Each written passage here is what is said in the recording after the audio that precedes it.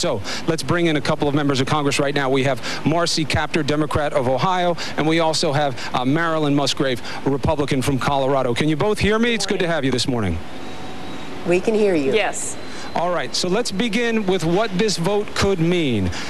Both of you, answer this in hand. If you would, Representative Kaptur, we can begin with you. Your vote and the failure of this bill, are you ready to accept the potential responsibility for bringing down this economy as a result of your vote? Well, first of all, our vote, if that were the only issue in what is troubling this economy,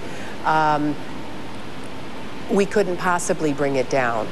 We need to have a good bill, not a fast bill. We have to be prudent in what we do. Our banking committee is fundamentally strong. The problem with what's happening in the markets today is a credit crunch, not a liquidity problem. One of the things the President of the United States could do today is to get his SEC chairman to change the accounting rules for mark-to-market to loosen up these credit markets. And then the other issue that we have is the housing foreclosure challenge on every main street across this country. This bill did not effectively deal with that. We have to address the real estate issue and get that mortgage market working again. This bill would not do that. So I think we have to really look for something that will make the markets function in the way that they should, not reward bad behavior and give all these bills to the American taxpayer who didn't cause this problem. We have a strong system. We have a strong economic system. The markets will work. And frankly, for Wall Street, I would say, calm down. Don't panic. Don't be led to anxious behavior. Franklin Roosevelt said the greatest thing we have to fear is fear itself. Don't be led by fear. Be led by responsible and prudent behavior, and we'll get through this. But you know what? You're not going to see any partisan bickering here today or any partisan rancor. But what you will see is a Republican and a Democrat coming together to say we need a bill that is good. We were not going to act in haste. That bill was flawed from the very beginning.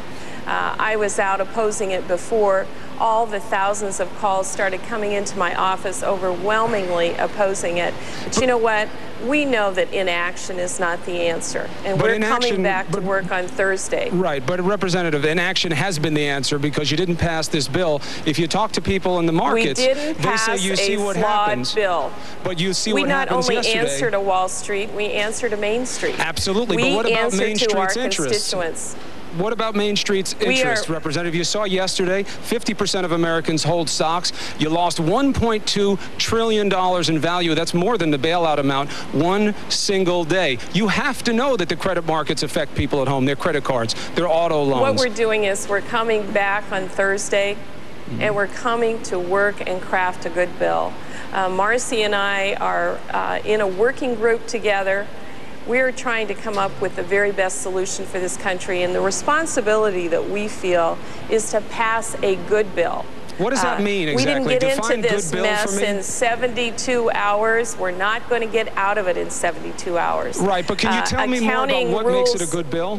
I'm sorry, we're dealing with the communication from Wall Street to reality.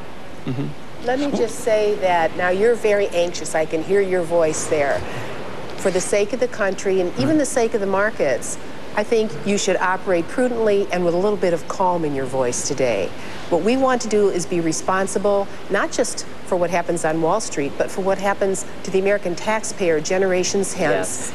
There is a credit market seize-up, but the answer to that is not the bill that we had yesterday. The answer is for the president to go and call his SEC chairman today and get him to change those mark-to-market rules that are making it difficult for interbank lending. That would do so much to help this economy, and that doesn't require legislation by the Congress. That's a regulatory change. The other thing we really need to do is to have a bill that deals with the housing crisis, which is at the heart of what has caused this implosion.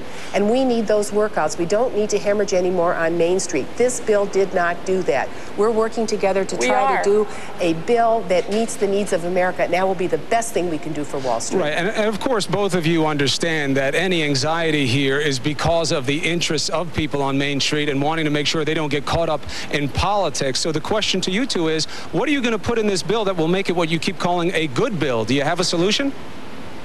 Yes, that's what I was just talking about, a change in the accounting rules that would ease up the credit crunch, which is really at the heart of what some of the anxiety in the marketplace. That can be done from an accounting standpoint. I think one of the problems is that Mr. Paulson is a day trader. He's not a banker.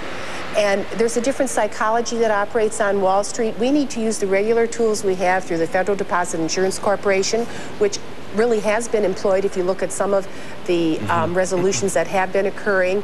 But we need to we don't need to lose any more banks. We need to ease up on those accounting rules so that the normal system can unseize and those loans can be made across this economy. Then we need to deal with the housing situation with dispatch.